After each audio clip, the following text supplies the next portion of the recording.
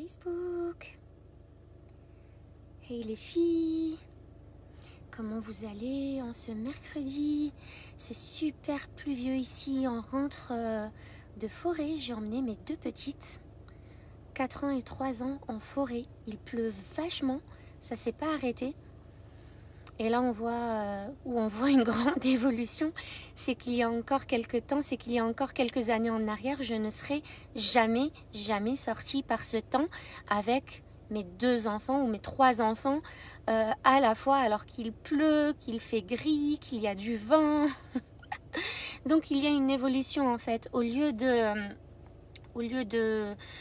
d'attendre le beau temps pour se faire plaisir, pour faire des choses, pour profiter, j'ai bien intégré, j'ai bien compris qu'on pouvait faire de tout moment un moment extraordinaire, qu'on pouvait apprendre plutôt à danser sous la pluie, et ça c'est juste génial. Et depuis que j'applique ça, c'est juste top. Parce qu'avant, c'est mon ego qui me disait mais non, mais n'y va pas, et puis imagine, et si elles ont froid, et s'il pleut de trop, et puis si elles veulent être portées, et puis si elles ont faim, et puis si elles ont envie de faire pipi, etc. etc. Et puis c'était la peur qui me faisait reculer, et puis on faisait rien, et puis on sortait pas, et alors qu'on attendait le beau temps, alors qu'on peut faire de tous les jours des jours parfaits. C'est à nous de... Coucou Afida! C'est à nous de créer des moments extraordinaires et de faire que tout moment soit extraordinaire, quel que soit le temps qu'il fait dehors. Bon, ça, c'était pas le sujet du jour. Ce que je voulais vous dire aujourd'hui, c'est par rapport à quelque chose qui me peine sur les réseaux sociaux, surtout dans les groupes de personnes à haut potentiel, de personnes hypersensibles, de personnes TDA, TDAH, Asperger, borderline, etc. Et puis, je me suis dit, il faut absolument que je vous touche un mot encore et encore et encore là-dessus, parce que vous voyez comment, de par un diagnostic comme ça, posé, on essaye de vous mettre dans des cases, on essaye de vous faire rentrer dans des moules, on essaye de vous coller des étiquettes pour qu'on mette un nom sur chacun de vos comportements, pour qu'on mette absolument un nom sur vos réactions, pour qu'on mette absolument un nom sur comment vous fonctionnez ou sur comment fonctionne votre cerveau.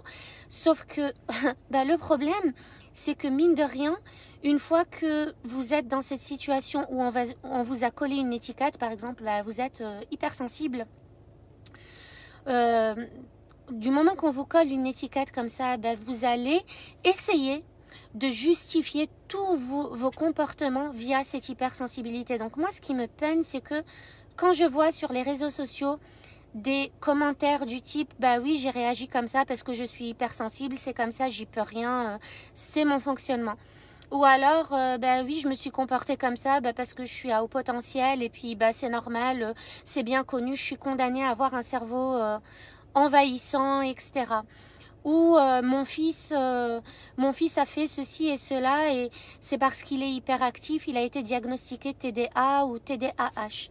C'est vraiment grave les amis, et je sais que ça déclenche beaucoup de monde quand je dis que c'est grave de réfléchir comme ça, de parler comme ça, parce que en fait, inconsciemment, vous allez essayer de justifier tous vos faits et vos gestes de par cette étiquette qu'on vous a collée. Si un jour on vous a dit que vous étiez dépressif, à chaque situation où vous faites preuve d'angoisse, d'anxiété, de déprime, où vous ruminez du noir, vous allez dire « Ouais, non, mais c'est normal, moi je suis dépressif, c'est comme ça. » Non, non, et c'est pas comme ça. C'est pas comme ça. Et j'ai envie que vous soyez convaincus que quel que soit votre diagnostic, d'accord, ok, on vous a posé un diagnostic, on a compris que votre cerveau fonctionnait différemment, pas de souci.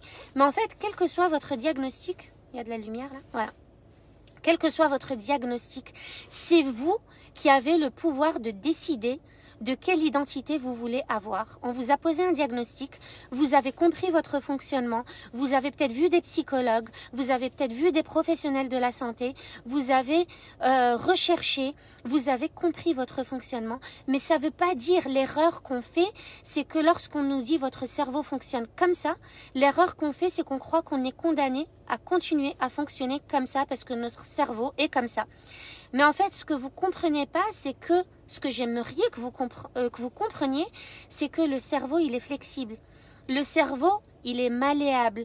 Le cerveau, c'est vous qui avez le contrôle dessus. Donc même si on vous a dit que vous aviez un cerveau qui fonctionnait à 200 à l'heure, même si on vous a dit que vous aviez un cerveau qui avait des idées tout le temps, qui partait dans tous les sens, en arborescence, etc., même si on vous a dit que vous aviez un cerveau d'hypersensible, que ça veut dire que vous prenez trop les choses à cœur, que les émotions vous envahissent, etc., tout ça,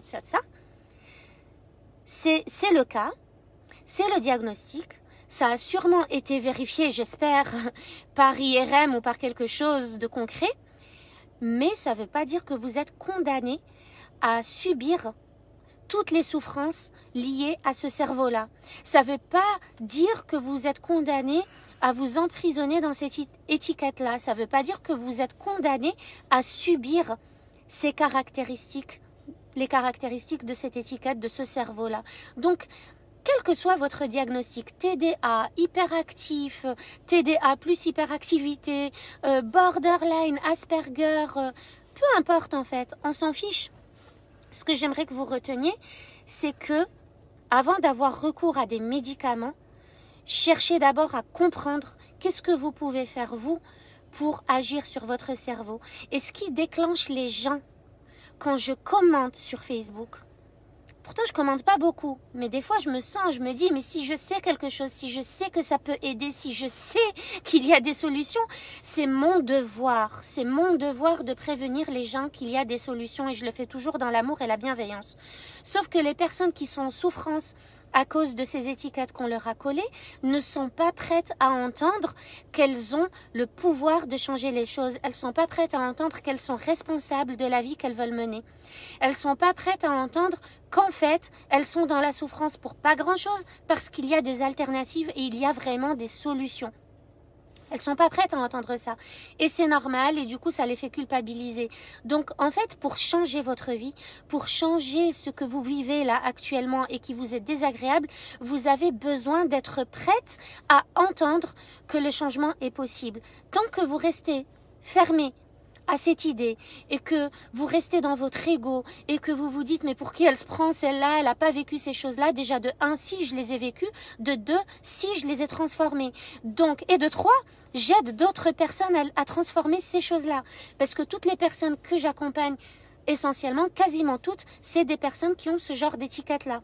Du coup, je sais que ça marche, je suis convaincue que ça marche, c'est prouvé que ça marche, et c'est pour ça que je me permets de dire aux gens, ne restez pas bloqués dans cette condamnation que vous vous donnez à vous-même. Vous vous condamnez vous-même à rester dans la souffrance d'une étiquette, alors que cette même étiquette a tellement de potentiel, a tellement de belles choses sur lesquelles vous pouvez vous focaliser, sur lesquelles vous pouvez travailler, que vous pouvez comprendre pour changer et transformer ces choses-là. Et c'est pour ça que vraiment, en toute humilité, je suis tellement, mais alors tellement heureuse, mais tellement heureuse de représenter l'Institut des neurosciences appliquées dans mes coachings, parce que c'est un centre tellement puissant, c'est un institut tellement puissant dans la recherche, dans les neurosciences, dans le fonctionnement du cerveau, que je sais que les coachings sont puissants.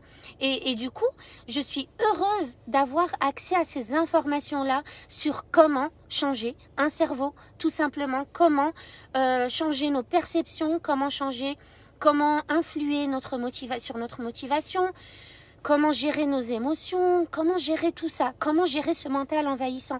C'est tellement simple et fluide, les amis, que ça me fait de la peine de voir que des gens restent bloqués, s'emprisonnent eux-mêmes dans leur propre prison et en plus donnent les clés à quelqu'un d'autre. Donne les clés à quelqu'un d'autre. C'est comme moi quand je vous disais, il y a quelque temps, je ne serais pas sortie avec ce temps-là avec les enfants, alors qu'il pleut, qu'il vente, qu'il fait gris et qu'elles sont petites, parce que je donnais les clés au temps. C'est le temps qui avait le pouvoir sur comment j'allais me sentir à l'intérieur.